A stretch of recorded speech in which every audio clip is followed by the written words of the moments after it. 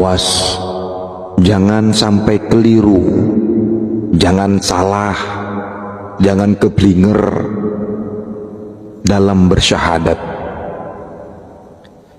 Sahabat-sahabatku, saudara-saudaraku yang aku cintai, yang aku sayangi karena Allah, yang disebut Muhammad itu ada dua dimensi, walaupun wujud keduanya sama dan menempati wadah yang sama.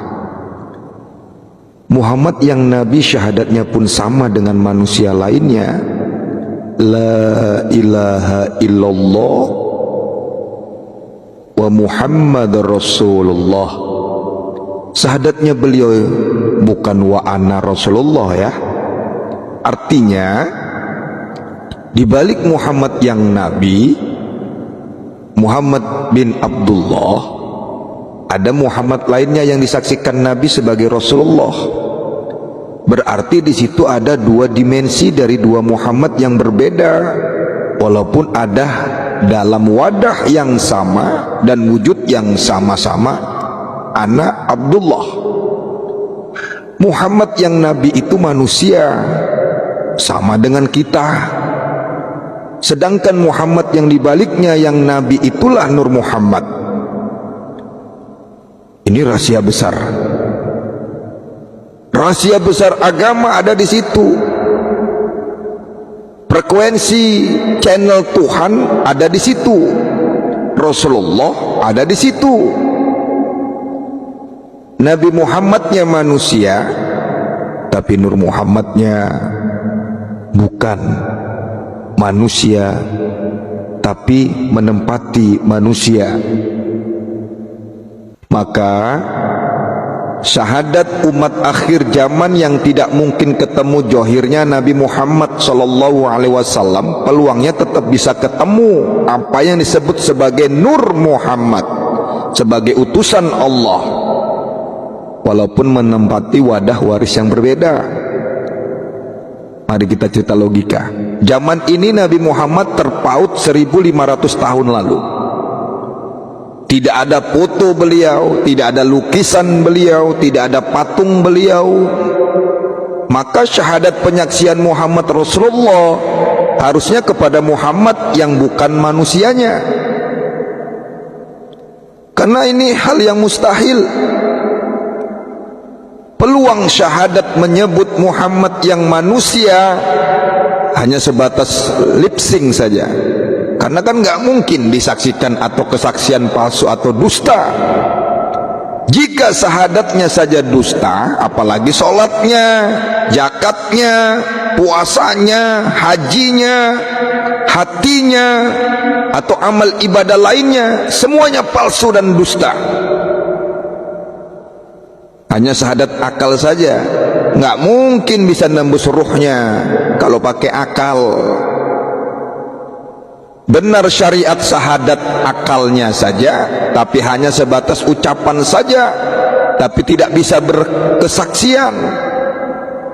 Maka pantas orang yang bersyahadat secara syariat tidak menyaksikan yang sebenarnya Muhammad, ngaji hakikat, tapi bersyahadatnya masih menggunakan akal, maka hatinya pun tidak menyaksikan Allah. Maka maklum dan pantas manusia yang begini masih melakukan penyerangan-penyerangan, kedengkian-kedengkian, keiri hatian, kebakhilan, kesombongan, kesyirikan, kemunafikan. Lisannya masih berbau busuk, lisannya masih mau menggibah, membuka aib, menghina orang.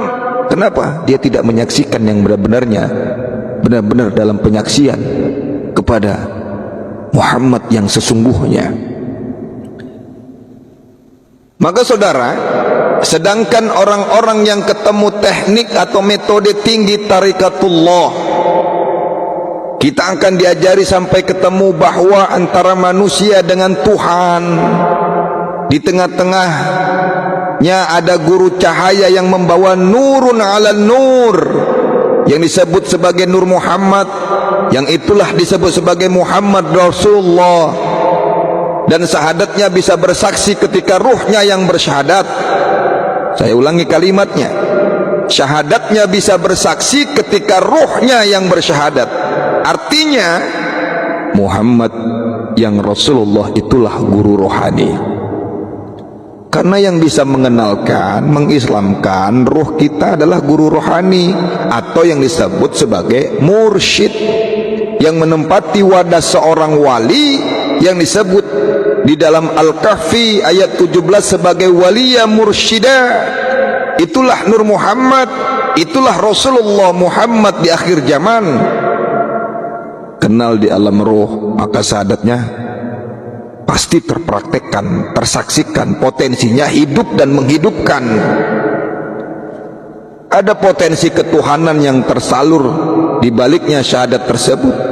Karena kunci menuju Islam mesti harus wajib lewat syahadat dulu, ya toh?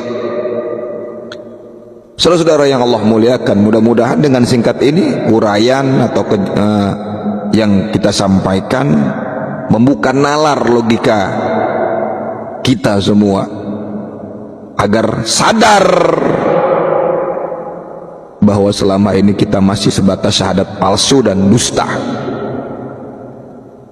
Semoga dengan adanya kajian ini, mohon maaf kalau agak keras, ini bukan kekerasan tapi menegaskan, mohon maaf, supaya sadar kita semua bahwa syahadat kita selama ini masih dusta, masih palsu. Tapi seakan-akan kita tuh menganggap orang lain itu lebih rendah kajiannya. Kalau kita syahadat kita saja palsu, pasti sholat kita palsu, puasa palsu, zakat kita pasti palsu. Sadarin itu supaya kita itu tidak menganggap ibadah orang lain itu salah, atau suka menghina orang lain, mengancam orang lain, menggibah, bakhil, dengki, iri hati dan sebagainya. Kenapa? Karena syahadatnya palsu. Semoga banyak yang berjuang mencari guru Nur Muhammad, guru Rasulullah, guru wali yang mursyidah.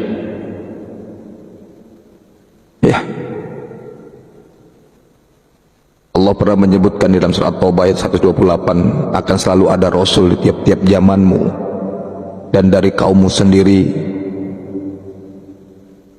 Jadi kalau kita baca ayat ini baru masuk akal bahwa peluang syahadat umat akhir zaman yang tidak ketemu johirnya Nabi Muhammad tetap bisa bersyahadat kepada Muhammad Rasulullah.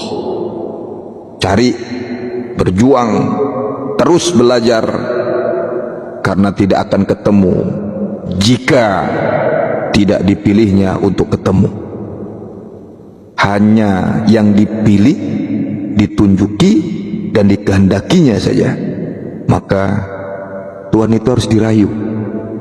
Kalau nggak dirayu nggak bakalan turun ridho dan rahman rahimnya. Jangan terpukau dengan agama dogma syariat yang selama ini tuan-tuan ataupun kita pelajari dengan akal, akhirnya debat dan debat, merasa paling benar sendiri.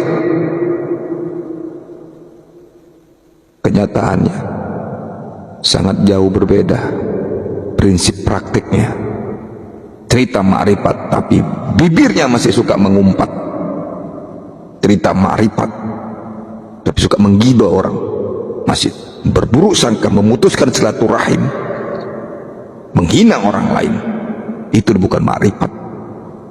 Apa sebabnya? Karena syahadatnya palsu, prakteknya nol. Karena harusnya prakteknya itu harus lewat apa? Tariqatullah yang benar, yang mursyidnya itu sampai ke mata rantai Rasulullah Sallallahu Alaihi Wasallam. Mohon maaf zahir dan batin.